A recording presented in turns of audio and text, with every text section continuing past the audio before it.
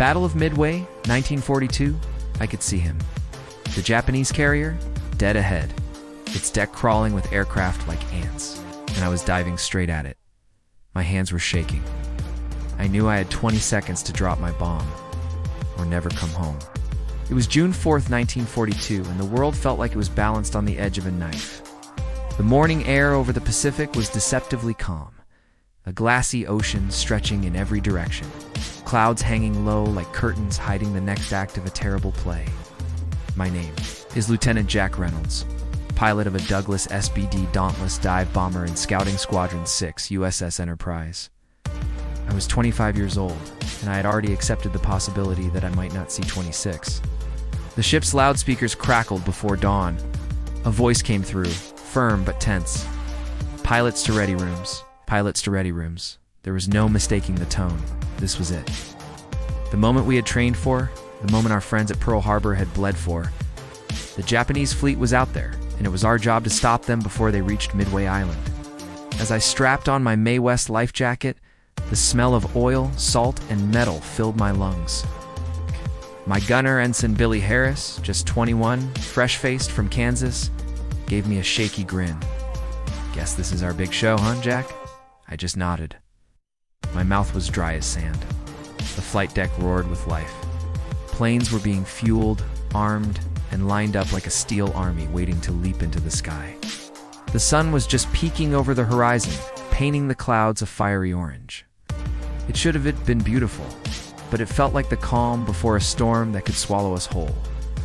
When the order came, the deck crew waved us forward. My Dauntless inched toward the edge.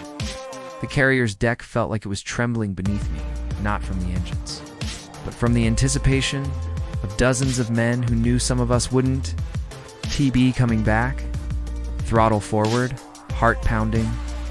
The deck dropped away beneath us, and suddenly the ocean was racing below at terrifying speed. The Dauntless climbed steadily, the rest of the squadron forming up around me. Their silver-gray fuselages glinting in the morning light.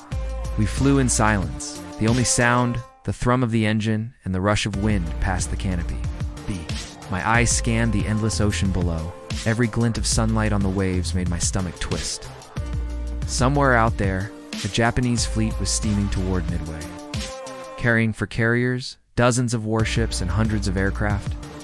Radio chatter crackled. The scouts from Midway had spotted the enemy.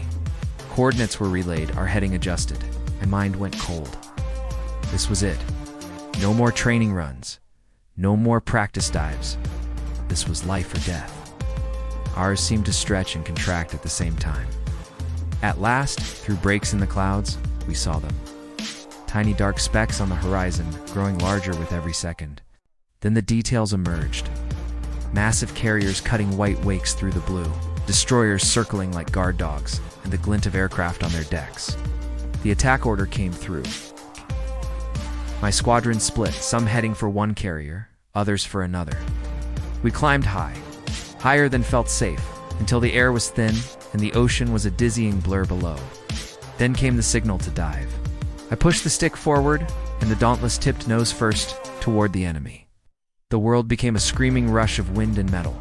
The altimeter spun wildly. My chest pressed against the harness. The Japanese carrier Kaga swelled in my vision, its deck lined with planes preparing to launch. Tracer fires stitched the air around me. Flak bursts exploded like black flowers. My gunner's twin. 30s chattered behind me, spitting at the fighters trying to intercept. I kept my eyes locked on the red circle painted on the carrier's deck. 10 seconds. 8, 6. I released the bomb and yanked the stick back with every ounce of strength I had. The Dauntless groaned and shuddered. A second later, a white-hot blossom of fire tore through the Kaga's deck. The shockwave rattled my bones. Smoke poured upward like a storm cloud, but there was no time to celebrate. Fighters were swarming. We zigzagged low over the waves, the water exploding in fountains around us as bullets tore through the air. One clipped my left wing, sending the plane lurching violently.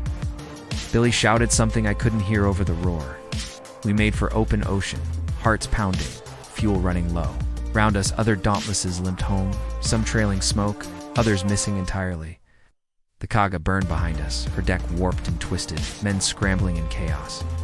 The return flight was quiet, each of us lost in our own thoughts. I kept glancing at Billy, who was scanning the sky for enemy fighters. His youthful grin was gone, replaced by the hard, distant look of someone who had just aged years in an hour. Back aboard the Enterprise, the deck crew cheered us in. But the cheers were hollow for those who didn't return. Names were read. Silence hung heavy over the ready room. The battle raged on for hours. We went back up again and again, striking at the remaining carriers until, by the end of the day, 4 Japanese carriers lay sinking beneath the Pacific. The cost had been staggering, but the tide of the war had shifted. That night, I stood alone on the deck, staring out at the black ocean. The stars were bright above, but all I could see was the smoke, the fire, the faces of the men we lost. I knew history would remember the Battle of Midway as a turning point, but for me, it would always be the day I learned the true price of survival. And as the engines below hummed and the waves whispered against the hull, I made a quiet promise to keep flying, to keep fighting, and to never forget those who didn't make it home.